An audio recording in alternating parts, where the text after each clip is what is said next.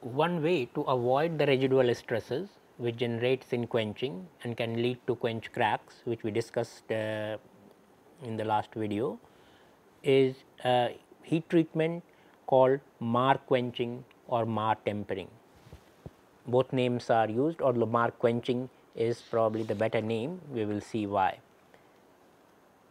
So, we have seen that the residual stress develops because the component size is large and the inside, the red line, cools slower than the outside, the green line, the surface.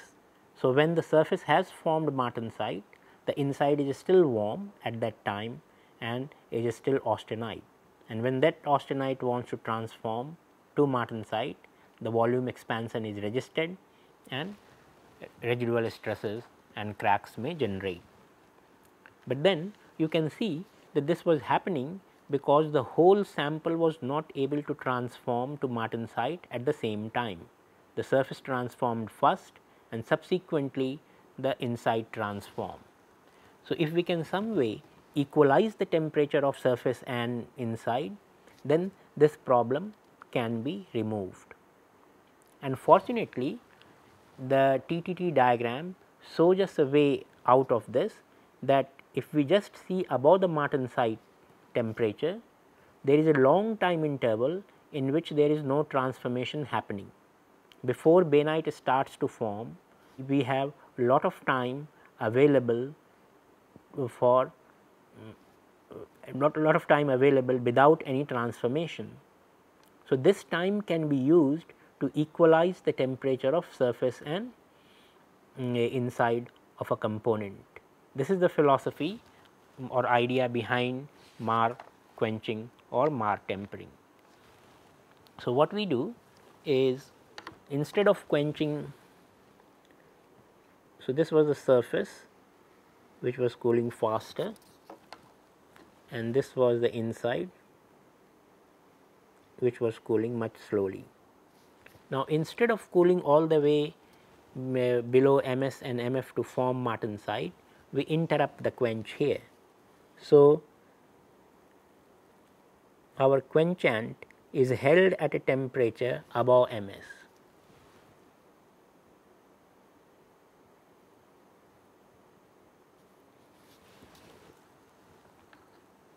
And similarly, the inside now, because we are not cooling directly, the inside will also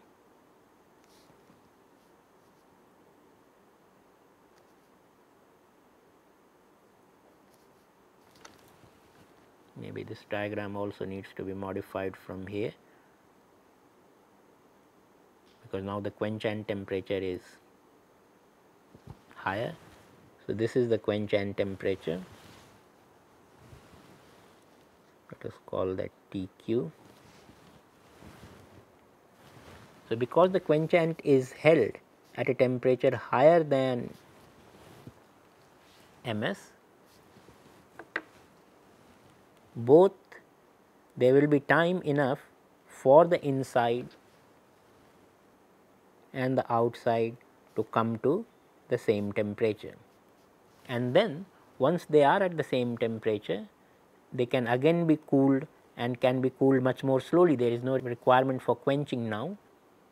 Recall that the requirement for quenching to produce martensite was because of this small gate which we had here at the nose. So, we had only 1 second, this time is about 1 second and the temperature was 550 degrees Celsius. So, in less than 1 second we should cool below 550 degrees Celsius to avoid the nose.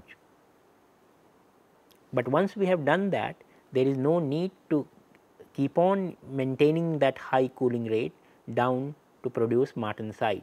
We can use this non-transforming region just above MS to hold the samples and equalize the temperature, and after that again there is no further need for rapid quenching. A slow cooling will also give us martensite. And now I am drawing a single curve only, although there will be temperature difference is still between inside and outside, but that difference will not be very high because we have allowed the time for temperature equalization, and we are cooling at a much slower rate. So, this interrupted quench is called Mark quenching.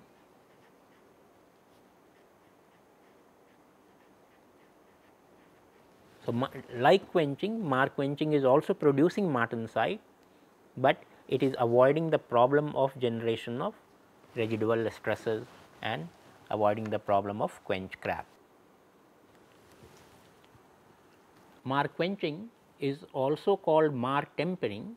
So, the two terms are synonymous, but Mark quenching is a better term because like quenching, quenching produces martensite, Mark quenching also produces martensite. So, both are actually quenching technique, only in Mark quenching we are interrupting the quench above Ms and then cooling it again, and this avoids the residual stresses and cracks as we saw. Mark tempering can also be used for this process, but remember we discussed tempering, and in tempering a quenched martensite was again reheated, but in Mark tempering there is no such a step. So, sometimes Mark tempering can confuse us with tempering. There is no tempering involved. Mark tempered specimen again has to be heat treated and tempered. So, Mark tempering does not involve tempering. Tempering has to follow Mark tempering. So, I will recommend Mark quenching as a better word for this process.